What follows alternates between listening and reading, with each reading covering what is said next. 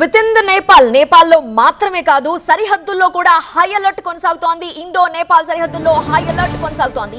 నేపాల్లో అల్లర్లు కొనసాగుతూనే ఉన్నాయి, ఆందోళనలు జరుగుతూనే ఉన్నాయి, నిరసనలు చెబుతూనే ఉన్నారు అక్కడ ఉన్నటువంటి యువత. ఈ నేపథ్యంలో సరిహద్దుల్లో బీఎస్ఎఫ్ బలగాలని మోహరించింది ఇండియా. డార్జిలింగ్ తో సహా పలు ప్రాంతాలపై గట్టి నిఘా ఏర్పాటు చేశారు. నేపాల్ సంక్షోభం కారణంగా భారత సరిహద్దుల్లో హై అలర్ట్ కొనసాగుతోంది. హై అలర్ట్ ప్రకటించారు అధికారులు.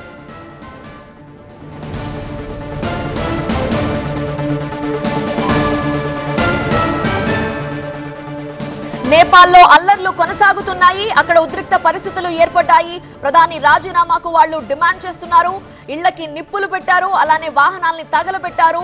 పలువురు మంత్రులు, నేతల ఇళ్లపై రాళ్ల దాడి చేయడంతో ఉద్రిక్త పరిస్థితులు నెలకొన్న దృశ్యాలు మనం ఇంతకు ముందు చూసాం.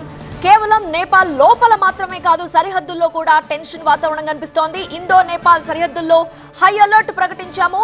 నేపాల్లో అల్లర్లు కొనసాగుతున్నాయి. సరిహద్దుల్లో బీఎస్ఎఫ్ బలగాల్ని మోహరించింది భారత్.